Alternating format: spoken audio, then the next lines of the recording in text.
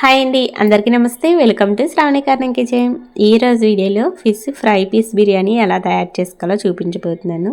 చాలా టేస్టీగా ఉంటుంది, ఇంకా సింపుల్గా కూడా చేసుకోవచ్చు. ఎప్పుడు చికెన్ బిర్యానీ, మటన్ బిర్యానీ కాకుండా ఇలా అప్పుడప్పుడు ఫిష్ ఫ్రై పీస్ బిర్యానీ కూడా చేయండి. చాలా టేస్టీగా ఉంటుంది, ఇంట్లో వాళ్ళు కూడా చాలా ఇష్టంగా తింటారు. ఎలా తయారు చేసుకోవాలో వీడియోలో చూపిస్తాను. వీడియోని స్కిప్ చేయకుండా పూర్తి వరకు చూడండి. అలాగే మన వీడియోస్ ఎవరైనా కొత్తగా చూసినట్లయితే కొంచెం సబ్స్క్రైబ్ చేసుకొని లైక్ చేయండి. మీరు సబ్స్క్రైబ్ చేసుకుంటే నేను పెట్టే ప్రతి వీడియో కూడా మీకు మిస్ అవ్వకుండా వస్తుందన్నమాట. ఇప్పుడు వీడియోలోకి అయితే వెళ్ళిపోవచ్చు. ఫస్ట్ అయితే శుభ్రంగా కడిగిన చేప ముక్కలు ఒక బౌల్లో వేసుకొని కారం, సాల్ట్, పసుపు, జీలకర్ర పొడి, ధనియాల పొడి, అల్లం వెల్లుల్లి పేస్టు, హాఫ్ చెక్క నిమ్మరసం కూడా వేసుకోవాలి. ఇలా ఇవన్నీ వేసుకొని ఇప్పుడు చేప ముక్కలకి బాగా కలిసేలాగా కలుపుకోవాలి. ఇలా ఒక్కొక్క చేప ముక్కను కూడా శుభ్రంగా ఈ కారం, సాల్ట్ మొత్తం పట్టేలాగా బాగా కలుపుకోవాలి. ఇప్పుడు ఇలా కలుపుకున్న చేప ముక్కలు 10 to 15 మినిట్స్ వరకు పక్కన పెట్టుకోవాలన్నమాట.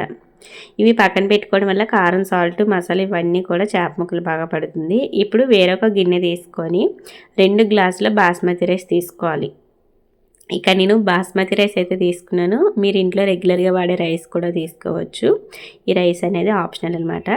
బాస్మతి రైస్ వేసుకొని ఇందులో కొంచెం వాటర్ వేసి శుభ్రంగా ఈ రైస్ మొత్తం కూడా 2 టైమ్స్ కడిగి వాటర్ అంతా వంచేయాలి. వాటర్ అంతా వంచేసి మళ్ళీ ఈ రైస్లో వాటర్ వేసుకొని 10 to 15 మినిట్స్ వరకు ఈ రైస్ని కూడా నానబెట్టుకోవాలి.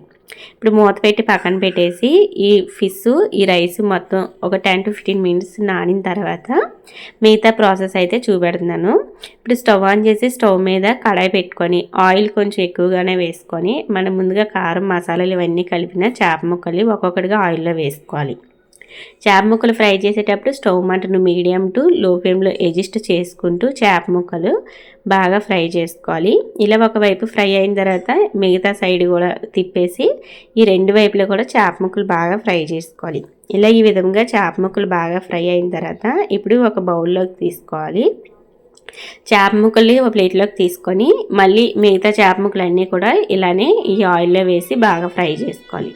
ఇలా చేపలన్నీ కూడా 2 వైపులు బాగా ఫ్రై చేసి ఒక ప్లేట్లోకి తీసి పక్కన పెట్టేసుకొని ఇప్పుడు మళ్ళీ అదే స్టవ్ పైన వేరొక ప్యాన్ పెట్టుకోవాలి. అడుగు మందంగా ఉండే కడాయి పెట్టుకొని అడుగు మందంగా ఉండే కడాయి పెట్టుకుంటేనే బిర్యానీ అడుగుని మాడిపోకుండా బాగా కుక్ అవుతుంది అనమాట.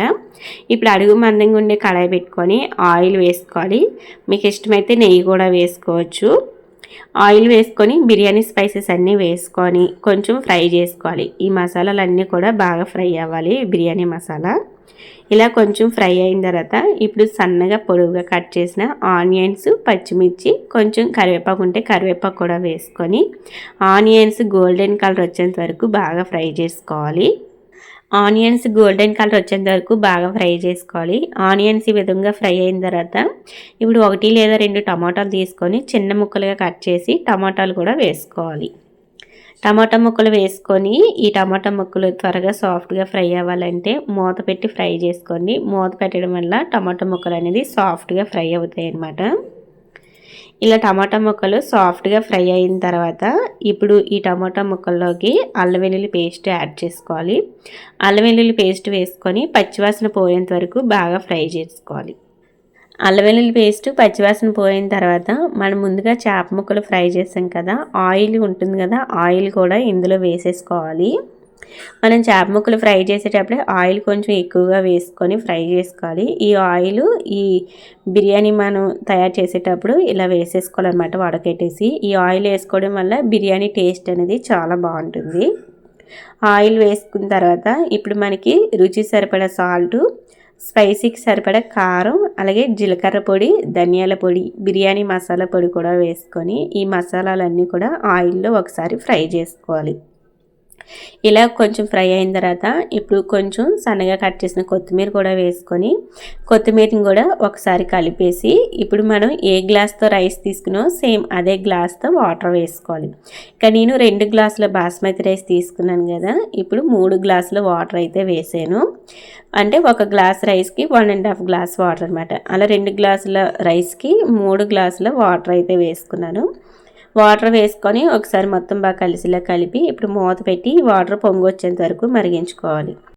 ఇప్పుడు ఈ ఎసరు అనేది ఇలా మరిగేటప్పుడే మనం ముందుగా నానబెట్టిన బాస్మతి రైస్లో వాటర్ అంతా వంచేసి ఈ రైస్ మొత్తం కూడా వేసుకోవాలి. ఇలా రైస్ మొత్తం కూడా వేసుకొని ఒకసారి మెల్లిగా కలుపుకోవాలి. అటు ఇటు కలపకుండా మెల్లిగా సైడ్ నుంచి కలుపుకోవాలి, లేదంటే రైస్ విరిగిపోతుంది అనమాట. ఇలా ఒకసారి మెల్లిగా కలిపేసి మూత పెట్టి హై ఫ్లేమ్లో 2 మినిట్స్, లో ఫ్లేమ్లో 3 మినిట్స్ కుక్ చేసుకోవాలి. ఇలా మధ్య మధ్యలో కలుపుతూ కుక్ చేసుకోవాలి. ఇలా కొంచెం బాగా ఉడికిపోయిన తర్వాత మనం ముందుగా ఫ్రై చేసిన చేప ముక్కల్ని ఈ బిర్యానీ పైన పెట్టుకోవాలి.